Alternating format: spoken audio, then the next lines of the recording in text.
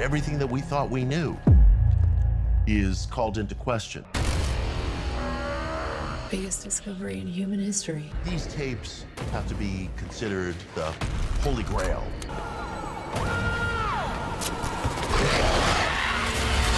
VHS Beyond just dropped on Shudder, and it is easily my favorite horror movie of 2024 now. With that being said, VHS is my favorite horror franchise of all time. I do think that's important to mention because I might be a little bit biased with my opinions. However, I do believe it's the best entry since VHS 94, so without further ado, let's talk about it. And don't worry, this is going to be a spoiler-free review. I will be making a spoiler review where I will be going in depth about the movie later on this week, but for now, if you haven't seen it, rest assured, I'm only going to talk about things that you've seen in the trailer and there will be no spoilers. So let's start with the first segment, which is called Stork. Now, this one I have mixed feelings about because it's a really good segment, but the only issues that I have is that a lot of it is spoiled in the trailer. And I do feel like that kind of ruined that element of surprise that I really enjoy when I watch these films. And don't get me wrong, there is a big surprise at the end of the short, which I won't spoil. I will talk about it in my next video, but it's still just one thing. The rest of it, you've kind of seen it in the trailer. Now, there's pros and cons to this. The pros are, if you're going to spoil any of the tapes, spoil the first one because that's the one that eases us into the movie, right? Don't spoil the last ones where it's like the epic finale. So they did do a good job there because the last tape in this movie, you barely know anything about it. You barely see any of it in the trailer, so you do go into it completely blind. But as far as the first one goes, you do see this big guy in the trailer. You do see the vampires slash zombies, whatever the these things are. You do see the guy in the cross. You even see this cult-like wooden figure that's built in the attic of the house, which would have been such a better scene if I would have seen it for the first time as I'm watching the movie. I really feel like they up there because the look of the creatures are truly fantastic. I mean, shout out to the makeup artist that worked on these monsters because they look terrifying. The teeth, the eyes, the blood on them, the gore. So it just disappoints me when you see scenes like the head getting chopped off by the chainsaw in the trailer. That would have been a lot cooler if I hadn't seen it. And the action in this segment is top tier, and the pacing is something I don't think a lot of people are going to talk about. It has phenomenal pacing. It gets right into the action. It doesn't waste any time, which I think is great for the first segment of the movie because, like, let's get things rolling. Like, let's not waste any time. Let's get into it, and that's exactly what this tape did. So overall, it's a great tape. I just feel like I would appreciate it a little bit more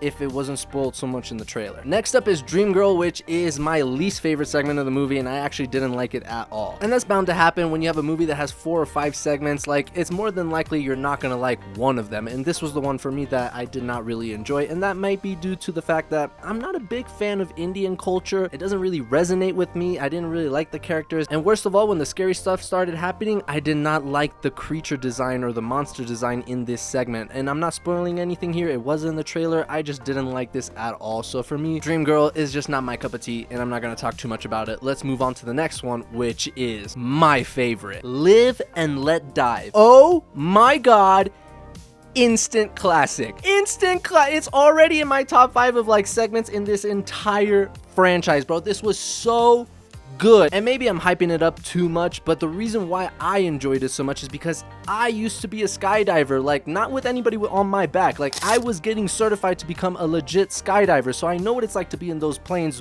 with everyone huddled up. The anxiety, the adrenaline, then jumping, skydiving, landing, all that fun stuff. So for me, I've never seen a horror movie utilize skydiving as their setting, and it knocked it out of the park. I loved it. I'm gonna keep my review for this one very vague because this is one I'm gonna go really in depth in my spoiler video because I have a ton of things to say, but there are spoilers, so I'm not gonna get too in depth. But what I will say about this segment is that the tension is like no other. The buildup of this segment is fantastic. We don't go from 0 to 100. They build things up slowly, but at the right pace, and in my opinion, I think it's the best segment of this film. Next up is Fur Babies, which was directed and written by Christian Long and Justin Long, and I was specifically very interested in this one because I love Justin Long as an actor. He's in one of my favorite horror movies of all time, Jeepers Creepers, so I was very curious to see what he was going to bring on the director and writing side of things, and man, he nailed it. Because this will probably be my second favorite segment in this movie, and I also believe it's an instant classic. I think this tape was very refreshing because it kind of veers away from the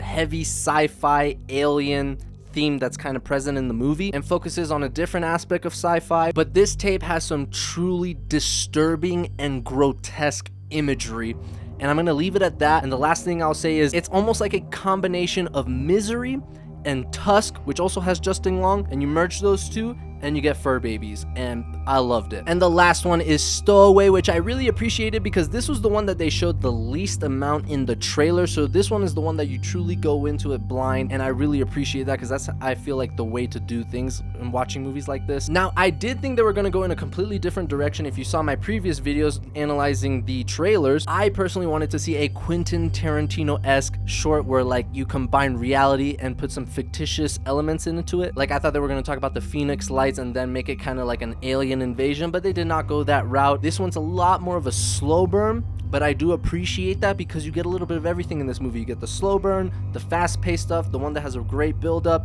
a little bit of everything, which is great about these anthology movies. But yeah, this one is much more of a slow burn, and it just builds a very creepy atmosphere, and I enjoyed it. I think it was a good way to end the movie. And last but not least, we're going to talk about the wraparound story, which I was a little bit disappointed. I thought that was one of the weaker wraparound stories in the franchise. They didn't really do much with it until the very end, and even the end, I didn't really appreciate it that much. To put things in perspective for you guys, like everybody hates VHS Viral. Everyone believes that's one of the worst VHS movies out there. However, I think the wraparound story in VHS Viral is really cool.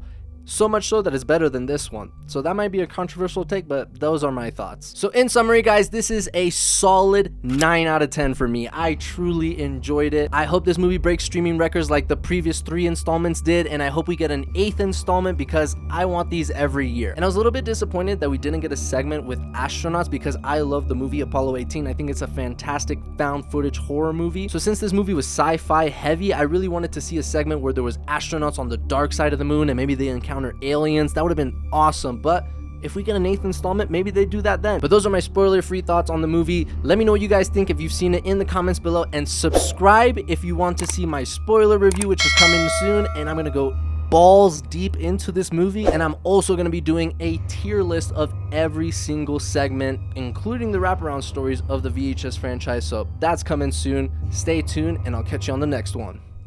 Deuces.